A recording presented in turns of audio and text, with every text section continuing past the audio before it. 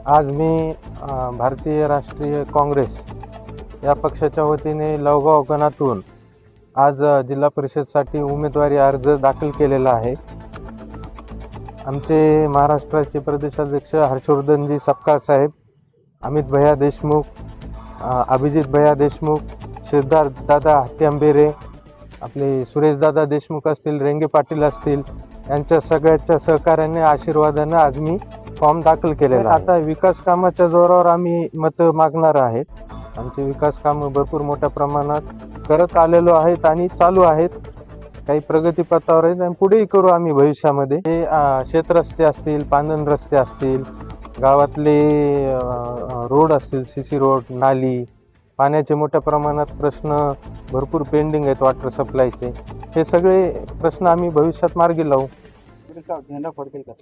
निश्चित आमचे जे समविचारी पक्ष आहेत आणि काँग्रेस पक्ष आहे यांच्या एकत्रितपणाने आम्ही या जिल्हा परिषदेच्या निवडणुका निश्चित जिंकू आणि आमच्या विचाराचा अध्यक्ष जिल्हा परिषदेच्या वरती बसेल याच्याबद्दल आमच्या सगळ्यांच्या मनामध्ये ठाम विश्वास आहे। अजित बोरफुटकर सारखे एक तरुण नेतृत्व ज्यांना जिल्हा परिषदेचा अनुभव सुद्धा आहे, आज निवडणुकीचा त्यांचा फॉर्म सुद्धा दाखल, कशा पद्धतीनं काय सांगायला जनतेला सुद्धा?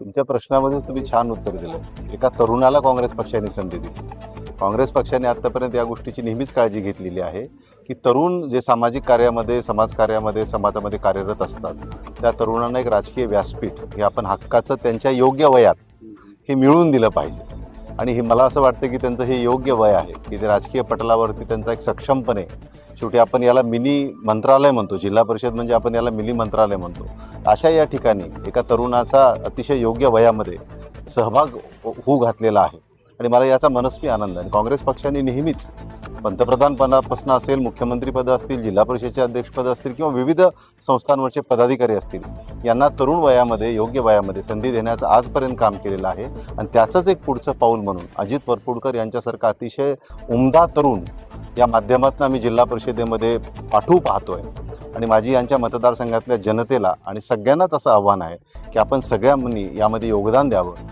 अजित वरपुडकर जिल्हा परिषदेमध्ये जातील आणि परभणी जिल्ह्याची जी एक भविष्याची वाटचाल आहे ही अतिशय सक्षमपणाने, कारण सक्षम यासाठी मी म्हणतोय की फक्त वरपुडकर आडनाव आहे म्हणून नाही, तर त्यांचं व्यक्तिमत्व हे सर्वमान्य आहे, अजातशत्रू ते राहिलेले आहेत आणि एक नियोजनबद्ध आयुष्य, ज्याला आपण ऑर्गनाइज्ड पर्सनॅलिटी असं म्हणतो, अशा पद्धतीचं त्यांचं व्यक्तिमत्व आहे आणि असं एक चांगलं व्यक्तिमत्व परभणी जिल्ह्याच्या राजकारणामध्ये उदयाला यावं अशी काँग्रेस पक्षाची जी मानस आहे त्यामध्ये सगळ्यांनी योगदान द्यावं अशी विनंती मी यानिमित्त पक्षातनी रासपसोबत गंगाखेड विधानसभा मतदारसंघ हा जो विषय आहे तो रासपसोबत आमचा तडजोड झालेली आहे आणि काँग्रेस पक्ष रासप आणि वंचित या दोघांच्या सोबत पुढे चाललेली आहे आणि परभणी तालुक्यामध्ये सुद्धा परभणी विधानसभा हा जो एक विषय आहे त्यातल्या त्या जागा आहेत त्या संदर्भात आमचे निरीक्षक नाईकजी आणि इथले स्थानिक आमदार राहुल पाटीलजी यांच्यामध्ये चर्चा चालू आहे। त्या संदर्भातील सकारात्मक तोडगा निघेल असे आम्हाला आशा आहे, परंतु काँग्रेस पक्ष रासप आणि वंचित यांच्यासोबत सक्षमपणे या जिल्ह्याच्या जिल्हा परिषदेच्यामध्ये पुढे चाललेली आहे।